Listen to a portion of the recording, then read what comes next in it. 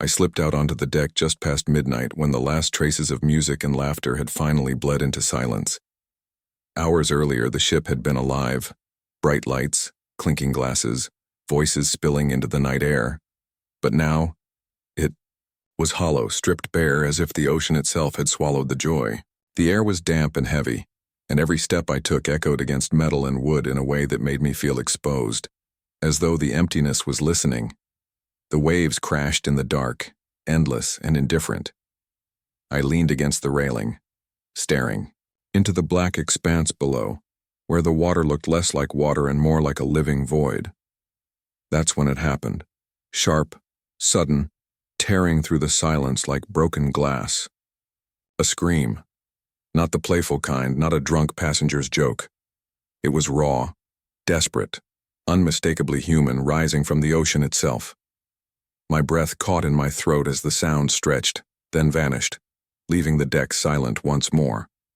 I gripped, the railing tighter, my knuckles white. That scream hadn't come from nowhere. It had sounded close, too close, as though someone was drowning just beneath where I stood. I couldn't sleep. No matter how many times I turned over in my cabin, the mattress felt wrong beneath me, the air too still, and the low hum of the engines throbbed like a pulse through the walls. At first, I told myself it was just restlessness, maybe too much wine with dinner, but the unease wouldn't let me go. Finally, I slipped out of bed, telling myself a walk might clear my head. The corridors were endless at night, stretching on in muted gold light that flickered against polished metal. Each footstep I took echoed back to me, making me feel like I wasn't alone, even though I knew I was. The ship had a rhythm in daylight, a comforting flow of people and noise, but at night it felt different, like a vast machine drifting through nowhere, its heart beating beneath my feet. When I stepped back onto the open deck, the world was a darker silence than before. The waves slapped against the hull, not soothing, but sharp, impatient. That's when I heard it again, not the scream this time, but something softer. A whimper, a sob almost. The kind of sound you only hear when someone's suffering and trying not to. I froze, the hair on my arms prickling. My first thought was to go straight to the crew, to bang on someone's door and tell them what I'd heard.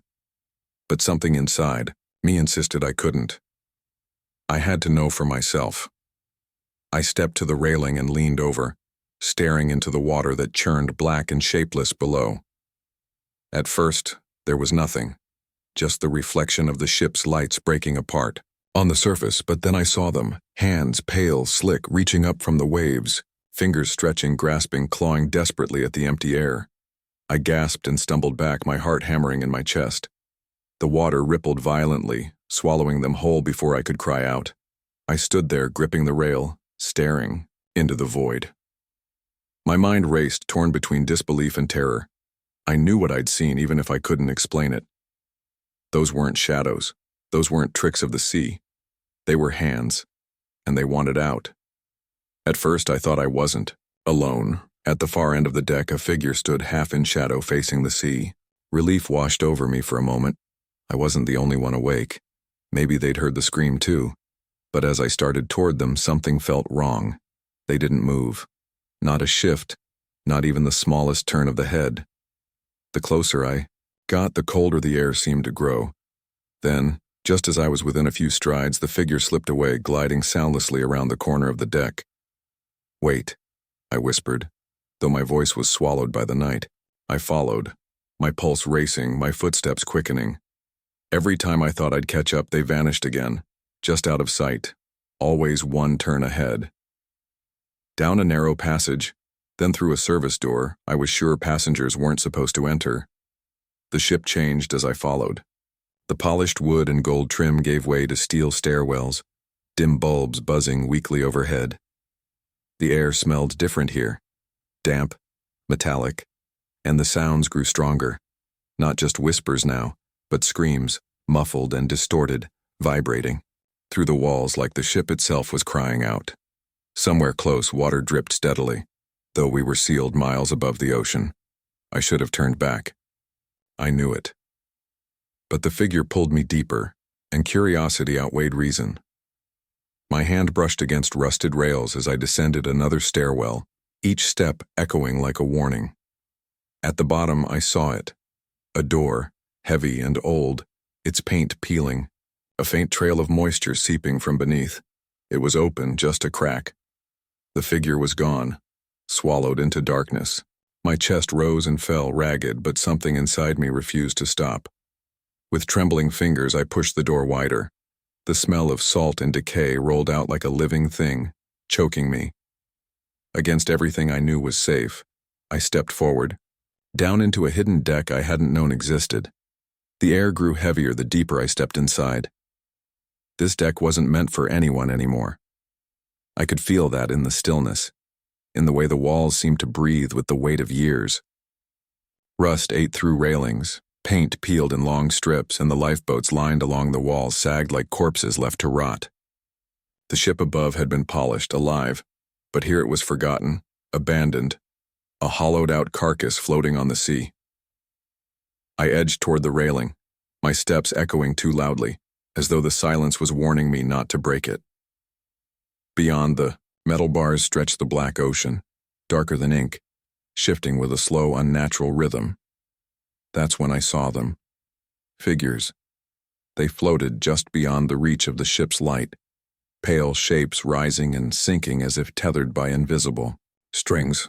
At first I thought it was debris, but then one turned. A face broke the surface, mouth open in a silent scream, eyes wide and unblinking. Another surfaced beside it, gasping soundlessly, then was dragged back under. My chest tightened. Nausea, clawing at me. I knew those faces. I had seen them at dinner earlier, laughing, eating, alive. Yet here they were, drifting in the water, their screams echoing faintly up through the waves. Were they already dead? Or was I watching them drown in real time, unseen by anyone else on board? The sound rose, a chorus of agony, piercing through the night air until my ears rang. I stumbled back, heart pounding, and that's when I saw it. The figure I'd been chasing all along stood across the deck. It stepped forward into the dim light and my stomach dropped. Its face was swollen, waterlogged, skin stretched pale and cracking. The eyes bulged, unfocused, lips torn open as water spilled from its mouth. Yet somehow it was smiling. I couldn't move. My body screamed at me to run, but my legs were frozen. The figure stared at me for a moment longer, then dissolved, its form collapsing into the shadows until there was nothing left. The screams from the ocean surged louder, surrounding me. I knew I wasn't safe, not anymore. When I finally stumbled back up to the main deck, the world seemed to reset itself. The lights glowed warmly again, the faint hum of music drifted from the lounge, and laughter carried faintly from somewhere, far away. For a second I almost convinced myself I had imagined everything, that the screams, the drowned faces, the swollen figure were just tricks of exhaustion. But then I saw the board. Near the staff entrance, behind a pane of glass, a row of laminated papers was pinned neatly. At first glance, they looked like safety notices or schedules. But when I leaned closer, my stomach dropped. They were missing posters. Smiling faces stared back at me, each with names and dates written underneath. And I recognized them.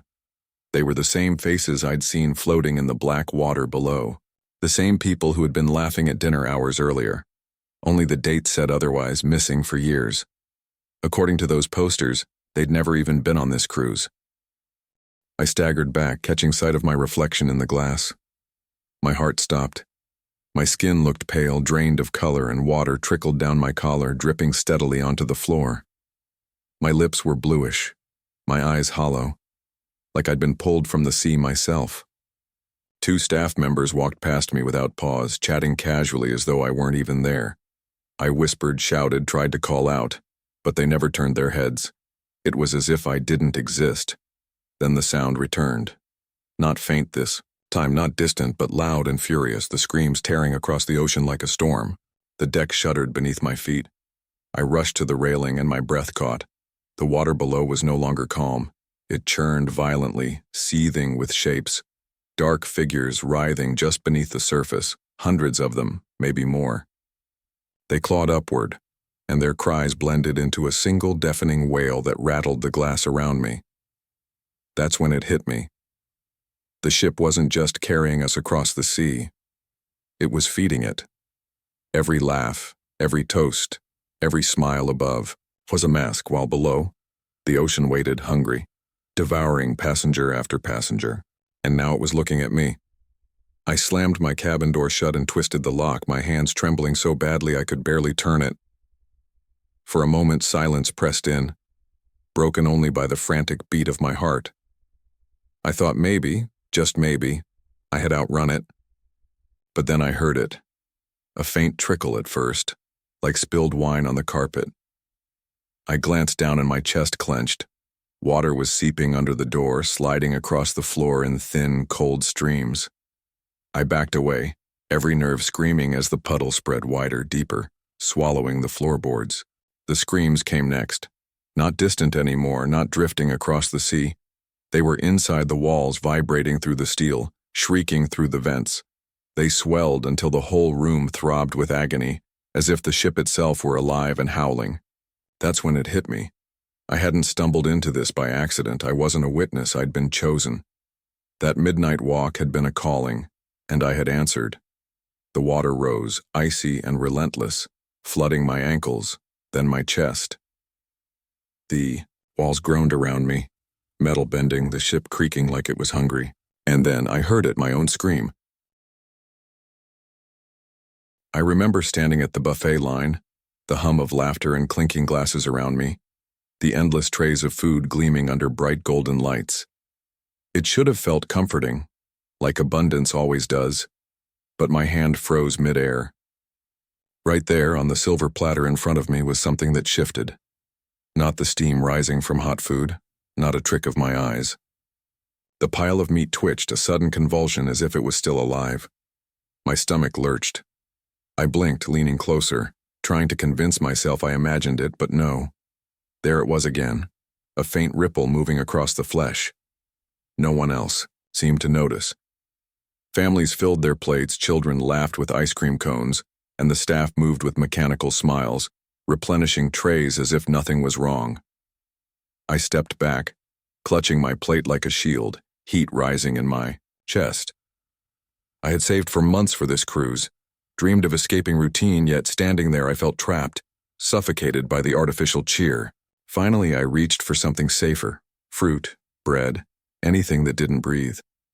Still, as I sat down, every bite turned to ash because I couldn't shake that image. Food that wasn't finished being alive. The first full day aboard was a blur of noise and color. The ship felt like a floating city, a maze of glittering halls and smiling faces, every corner designed to distract me from the endless stretch of black water outside. Music played constantly, a loop of cheerful tunes that clashed with the pounding in my head.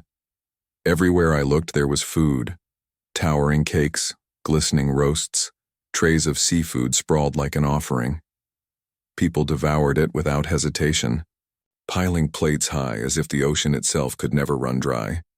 I tried to mimic their joy, but every time I saw the buffet, my mind replayed that twitch, that tiny motion in the meat that refused to let me forget. I told a couple of passengers about it over drinks, half laughing to mask my unease. They chuckled, calling it seasickness or imagination. One man joked that maybe I'd seen the catch of the day fighting back. Their laughter stung, but what unsettled me more was how quickly they brushed it aside, how unwilling they seemed to even consider something wrong. That night, the walls of my cabin betrayed me. Long after midnight, I lay awake, listening. A faint scratching pulsed through the silence, rhythmic, deliberate, as if something crawled just inches away from me, on the other side of the wall. I pressed my ear against the wood, but the sound stopped instantly, leaving me shivering in the dark. The next morning, I forced myself back to the dining hall, determined to see if the cursed platter still waited for me. The buffet stretched, endlessly, food steaming, smiling staff gliding between tables. But the dish, the one that had moved, was gone, replaced with something ordinary, something safe. My relief lasted only a second, because when I glanced up, One of the servers stood frozen, staring at me. His expression was smooth, polite, yet his eyes were cold, like glass. He held that look just long enough for me to understand it wasn't kindness. It was a warning, silent and sharp. Stop asking questions. I sat down with trembling hands, forcing myself to eat, but the walls seemed closer, the air thicker, and the laughter of strangers felt like it belonged to another world entirely. Told myself I'd forget about it, that I was overreacting, but the opposite happened. The buffet became an obsession, a black hole in my thoughts I couldn't escape. During the day, I smiled and played along, lounging by the pool, pretending to enjoy the shows. But at night, my mind circled back to that twitching meat, to the waiter's cold stare. It felt like the ship itself was daring me to look deeper, whispering that the answers waited behind those gleaming double doors marked staff only. So one night, long after the dining hall closed, I slipped out of my cabin and padded down the carpeted corridors. The air was heavy with the smell of salt and grease. The buffet room was dim now, stripped of its cheerful music, shadows stretching across rows of silent tables. I crept toward the kitchen doors, my pulse hammering, every sound magnified. The creak of the floor, the distant thrum of engines beneath my feet. That's when I heard it. Wheels squeaking, metal clattering. Through a thin crack in the doorway, I watched chefs pushing in carts draped with damp white cloths. The fabric sagged with weight and glistened with dripping moisture that pattered onto the floor in steady drops. My breath caught when one of the trays shifted, a bulge pressing upward as if something inside struggled against the cover. Then it happened. The cloth on the nearest cart slipped, just an inch, but enough. Pale skin, clammy and waxy, pressed against the light. It wasn't food. It was a face. Human, or almost human, eyes fluttering weakly open, the lids sticking together before parting in a slow blink.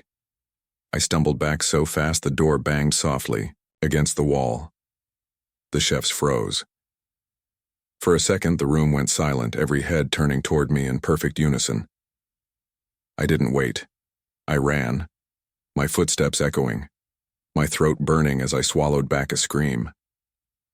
By morning, the sun poured through, the windows bright and blinding as if to erase the night.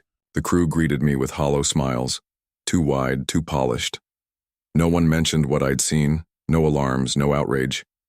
Yet everywhere I went, I felt their eyes, watching me from corners, reflections, shadows, making sure I knew I hadn't gotten away. By the third day, the mask of luxury began to crack. Passengers who had once devoured the buffet with ravenous joy were suddenly bedridden, their faces pale, their bodies racked with violent sickness. The hallways echoed with retching, and the smell of disinfectant grew so strong it clung to my clothes. But instead of alarm, the staff assured us it was nothing, just minor seasickness, though I had never seen seasickness spread like a plague. What unsettled me more was how quickly those who fell ill were gone. Cabins sealed shut. Names erased from daily activity lists. Families sat at breakfast one day, only for empty chairs to remain the next, no one daring to acknowledge the absence. The cruise director's voice came daily over the intercom, calm and cheerful, insisting everything was under control. His tone was too smooth, too practiced, like someone trying to lull a restless child to sleep. But late one night on my way back from the deck, I caught fragments of the truth. Two crew members stood near a service hatch, their voices low, speaking in a language I didn't recognize. Still, one phrase clawed through the barrier of foreign syllables, the feeding. The words sent ice through my veins. I couldn't stay silent anymore. Desperate, I confided in a man I'd met at the bar, someone who seemed less glazed over than the others. I told him everything, the twitching meat, the carts, the pale face under the cloth. He didn't laugh, he just listened, lips pressed tight, eyes darting nervously toward the shadows. For the first time, I felt the faintest relief, like I wasn't entirely alone. But the next morning, his cabin door was sealed. A thick strip of tape crossed the entrance, an official notice pasted over it. When I asked the staff, they told me he had requested to disembark early, though we were hundreds of miles from land. Panic hollowed me out. No one else reacted. Families laughed by the pool. Children shrieked with joy. The buffet line wound on as if nothing was wrong. I walked among them, my skin crawling, realizing they couldn't see it. Or worse, maybe, they chose not to. Their eyes had that same dull glaze, their smiles stretched too thin, like puppets dancing on invisible strings. And I knew then, the ship wasn't carrying us anywhere. It was keeping us here. I couldn't take it anymore. The lies, the disappearing passengers, the glazed smiles, it all pressed against me until I felt like I was suffocating. That night, I forced myself past the buffet and into the labyrinth of staff corridors, following the stink of brine and rot.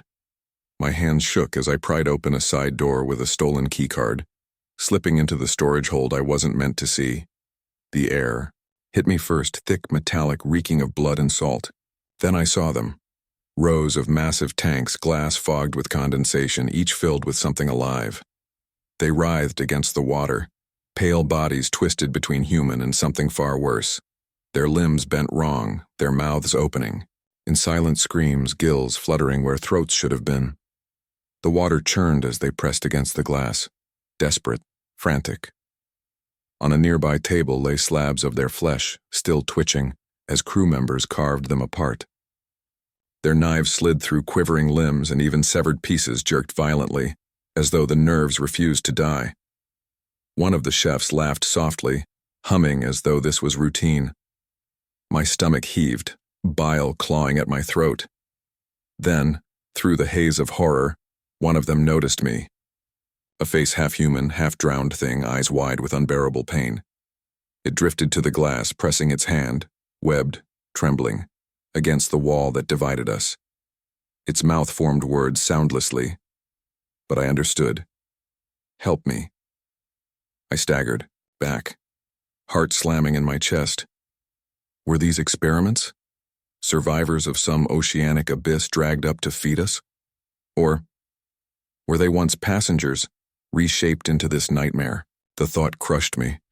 A sharp alarm shrieked suddenly, red lights flashing across the room. My cover was blown. The crew dropped their knives, not in panic, but in perfect unison, turning toward me with those same hollow smiles, their aprons, soaked in blood. I ran, but heavy hands clamped around my arms before I reached the door. Their grip was icy, unyielding, as if they weren't entirely human themselves anymore. As they dragged me back into the light, the tanks thundered with fists pounding the glass, desperate voices bubbling in silence, and the crew smiled wider as though I had just joined the menu. The final night came draped in forced celebration, a masquerade of laughter and clinking glasses that couldn't drown the dread clawing at my chest. The dining hall glowed brighter than ever, chandeliers blazing like suns, music swelling, the buffet overflowing with steaming platters. People rushed forward with eager hands piling their plates high, their eyes glazed with hunger. I sat frozen at my table, staring as they devoured the meat, chunks still twitching faintly, shivering against silver forks. No one flinched. No one even blinked. I pushed my plate away, untouched, my stomach twisting at the smell. Around me, the passengers feasted with animal ferocity, grease shining on their lips, blood-red juices dripping onto the white tablecloths. I wanted to scream at them, to tell them what they were eating, but the words died in my throat. Maybe they wouldn't believe me. Maybe they already knew. My chest tightened, breath shallow, as the ship's engines groaned beneath us. We weren't heading toward land. We were drifting deeper, into black water that seemed endless. I stared at my empty plate, my reflection rippling faintly in its polished surface, and one question hollowed me out. Was I the only one who still saw the truth? Or was it already inside me too? The first night on the ship is etched into my memory with a kind of clarity that feels unnatural, like my mind refuses to blur the details. The hallways smelled faintly of salt and disinfectant, the kind of sterile cleanliness that can't quite cover the lingering dampness of the sea. I had just dragged my suitcase into my cabin, exhausted from the chaos of boarding, when I noticed them for the first time. Across the narrow corridor, the cabin door stood wide open, and a couple lingered there. At first I thought they were just stretching their legs, maybe waiting for someone, but the longer I looked, the stranger it became. They weren't moving, not shifting, not speaking, just standing shoulder to shoulder, faces tilted toward me as if I were the only thing worth noticing in that endless hallway. What unnerved me most wasn't the silence, though. It was their eyes. Wide, glassy, unbroken by even the smallest blink. Seconds dragged, and still their gaze didn't falter. I forced myself to look away, fumbling with my keycard, heart pounding louder than the distant thrum of the ship's engines. For the first time, I wondered if choosing this cruise had been a mistake. Boarding the cruise ship had felt like stepping into another world, a floating city designed to dazzle and overwhelm. The sheer size of it made me feel small, the deck stretching higher than any building I'd ever lived in, gleaming with glass and polished metal.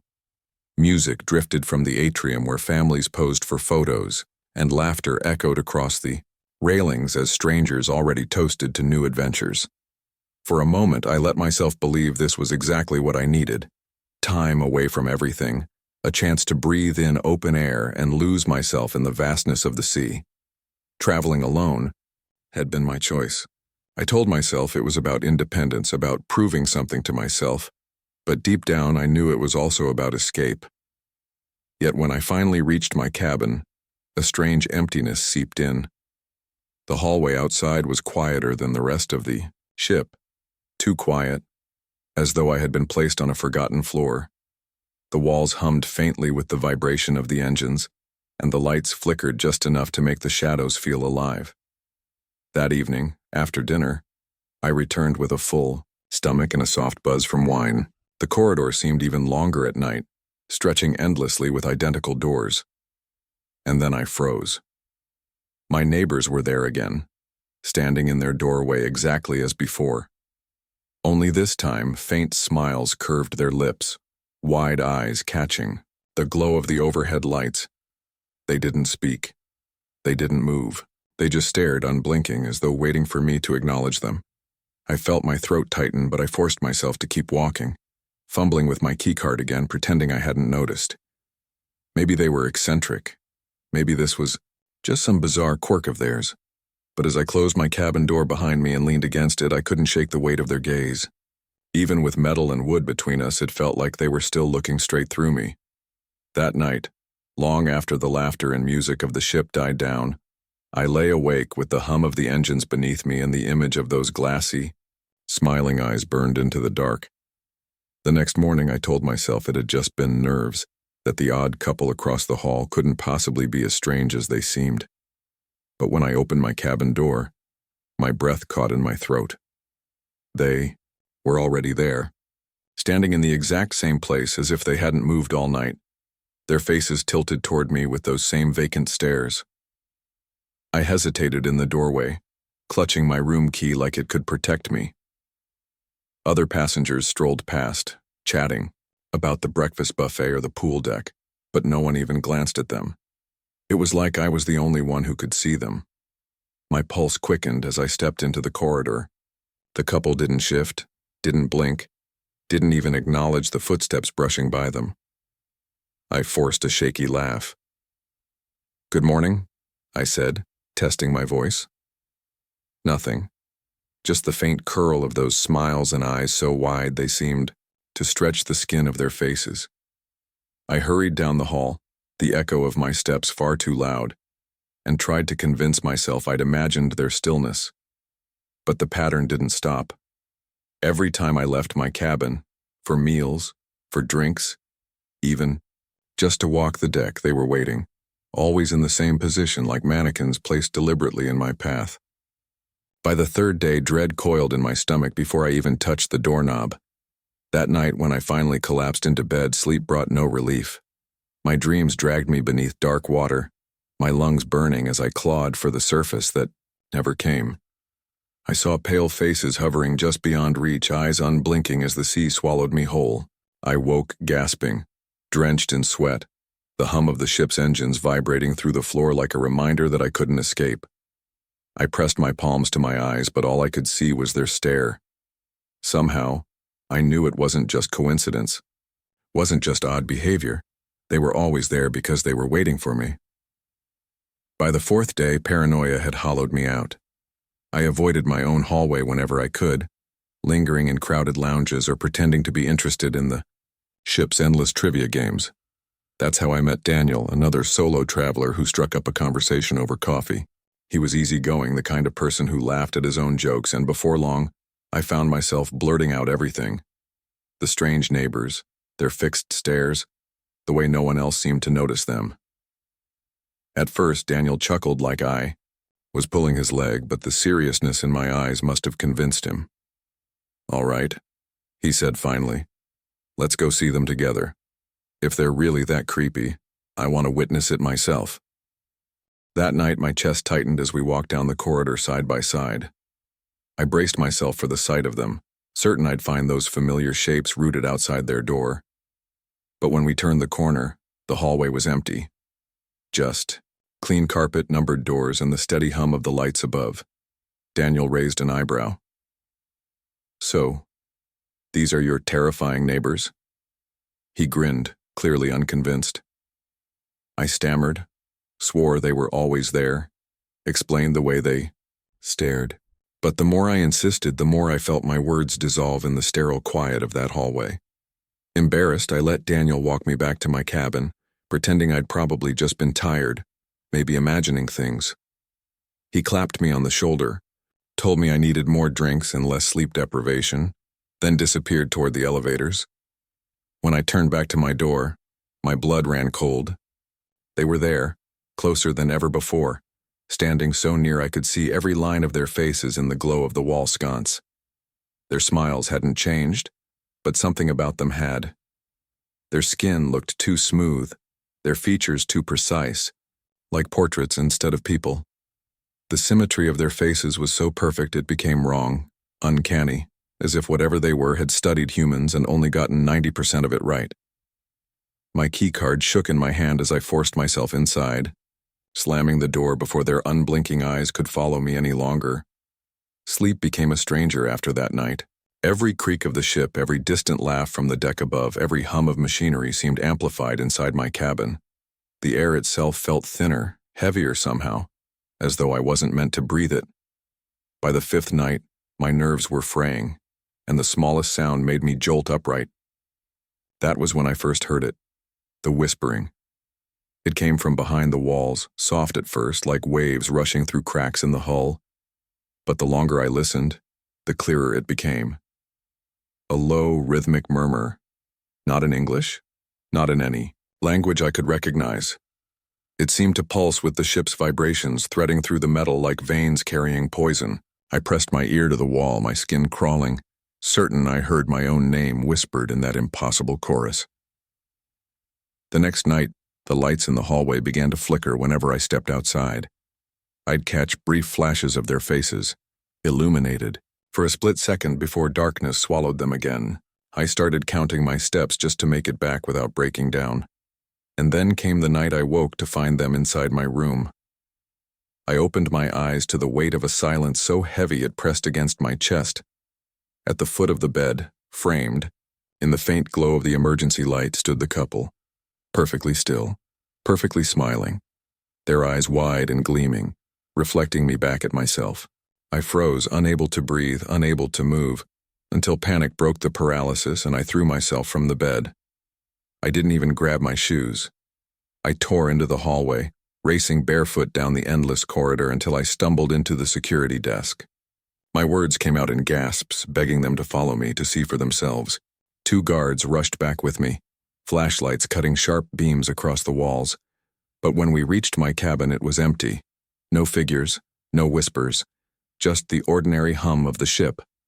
One guard checked the manifest and shook his head. "Sir, those cabins beside you, they're unoccupied. Haven't been booked this trip." His words sank like ice in my veins. If no one lived there, then who had been staring at me all along? On the final night, I locked the cabin door, wedged a chair beneath the handle, and sat with my back pressed against the wall. I told myself I just had to make it to morning, just had to hear the announcement that we'd docked, and then I'd never set foot on a ship again. The hours crawled by, the hum of the engines my only company, until finally, mercifully, they began to quiet. We were almost there. Exhaustion dragged at my body, and my eyes slipped shut despite my fear. That was when I felt it, a crushing weight pressing down on my chest, stealing the air from my lungs. My eyes flew open, and they were there, inches from my face. The couple loomed over me, smiles stretched impossibly wide, their pupils fixed and glassy. For the first time since I'd seen them, their lids began to tremble, twitching, then slowly sliding shut. Thick streaks of red seeped from the corners, running down their cheeks like tears. I tried to scream, but no sound came. The last thing I saw was their bleeding eyes closing in perfect unison, darkness folding in around me. Whether I woke again, I can't tell you. The announcement came just before sunset, cutting through the laughter and music like a blade. The captain's voice, usually calm and reassuring, carried a strange urgency as it crackled through the ship's speakers. All passengers are to return to their cabins before sundown. Please lock your doors and remain inside until morning. This is not a request. At first, people chuckled nervously, assuming it was some kind of drill or a quirky maritime tradition. But the tone in his voice wasn't playful. It was sharp, final, the kind of tone that left no room for questions. I glanced around the deck and saw the same confusion mirrored in the faces of the other passengers, but underneath it all was something else. Fear. The crew moved quickly, their smiles tight, ushering families toward the elevators. They didn't explain, didn't answer questions, just repeated the captain's order like a mantra. And as the sun began to sink, I swear I felt the air itself grow heavier, pressing down on me with an invisible weight. That was the first moment I realized this trip wasn't the carefree escape I had imagined. Something waited out there in the dark, and the ocean knew it. During the day, the ship felt like paradise. Sunlight glittered across the pools, children splashed in the water, and the sound of steel drums carried through the salty air. Everywhere I turned, people were laughing, drinking, living the dream vacation they'd paid for. I wandered through restaurants stacked like towers, casinos humming with excitement, and theaters advertising shows meant to distract us from the endless sea surrounding us. For a while, I let myself believe the captain's announcement had been a fluke, some strange precaution I'd blown out of proportion. But as the afternoon drifted into evening, the mood began to shift. I noticed it first in the crew. Their cheerful chatter grew clipped, their movements sharper, almost frantic, as though they were racing against the sun itself. Bartenders hurried to close tabs, servers pushed plates into hands with forced smiles, and pool staff blew whistles to clear swimmers long before anyone seemed ready to leave. By the time the sky bruised with purple and orange, the atmosphere on deck had changed completely. Crew members were no longer pretending. They guided passengers firmly toward the interior, their voices lower now, urgent. I lingered near the railing, confused, until a crewman caught my eye and shook his head. Inside now. His voice left no room for hesitation. Reluctantly, I stepped back toward the doors. That's when I saw them being bolted from the inside. Thick steel latches sliding into place as if we weren't simply shutting out the night. We were barricading against it. Curtains were drawn tight over windows facing the sea. Fabric pulled so aggressively it tore in places. The grand, glittering ship that had felt so open hours before now seemed sealed, suffocating. Inside, the air buzzed with forced cheer. Musicians played too loudly. Dancers twirled on stage, and staff moved from table to table, encouraging passengers to stay entertained. But I caught glimpses of their faces when they thought no one was watching. Pale and tense, eyes darting toward the darkening portholes. The laughter of earlier now sounded hollow, brittle, and as night swallowed the horizon, I couldn't shake the feeling that we weren't just being kept safe inside. We were being hidden from something waiting just beyond the glass. That night, curiosity gnawed at me like a hunger I couldn't ignore. The ship was too quiet, the laughter and music of earlier reduced to muffled echoes through the walls.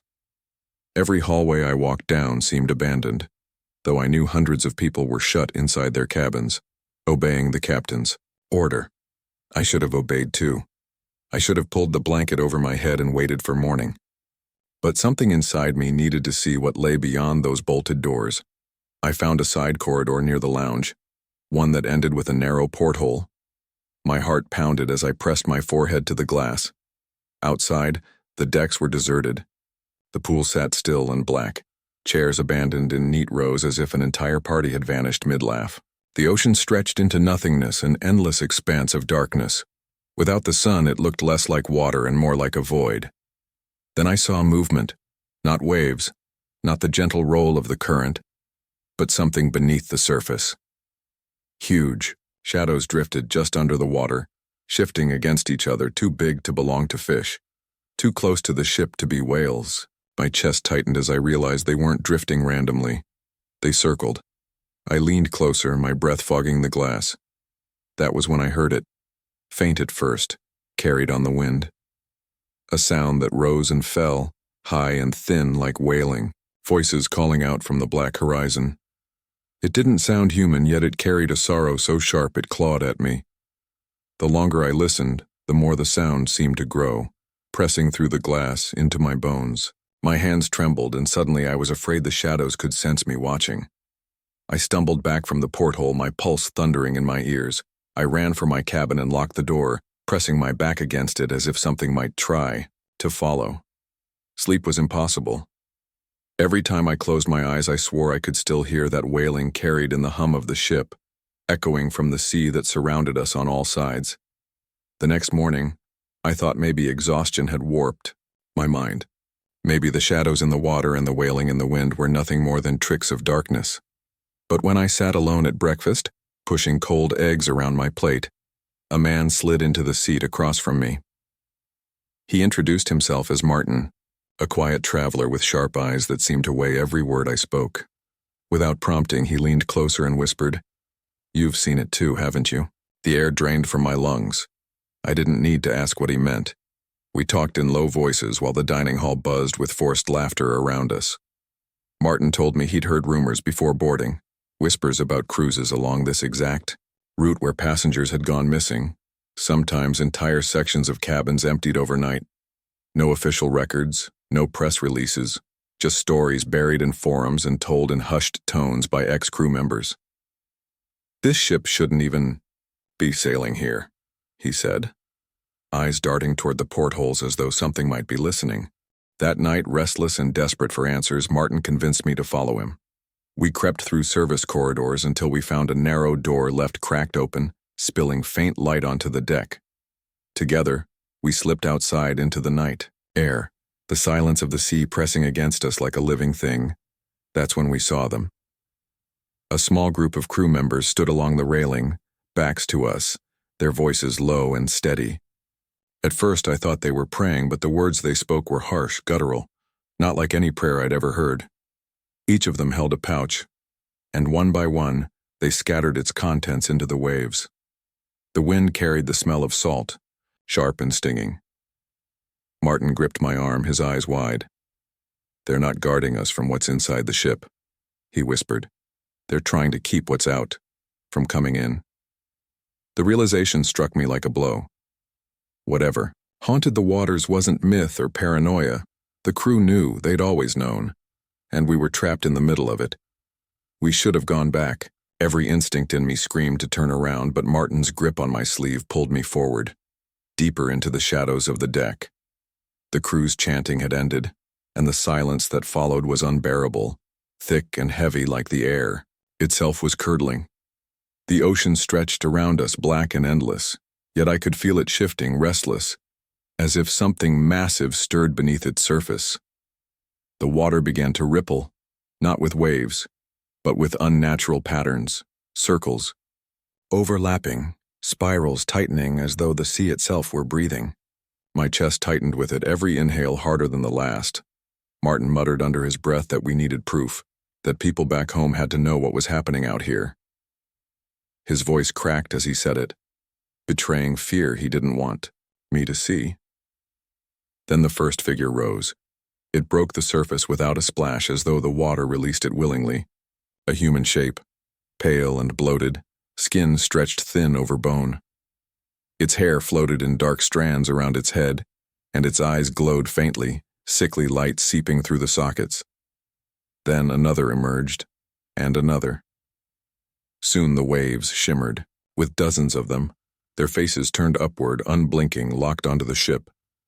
The crew shouted, scrambling with ropes and poles, tossing more salt into the sea, their voices ragged with desperation. The creatures didn't flinch. They moved closer, hands reaching from the water, nails sharp and black dragging across the steel hull with a sound that made my teeth ache. Martin stepped forward, frozen in horrified fascination. One of the figures surged upward, water cascading from its body as its hand clawed for him. I grabbed his arm just as its fingers brushed the railing, pulling him back with all the strength panic gave me.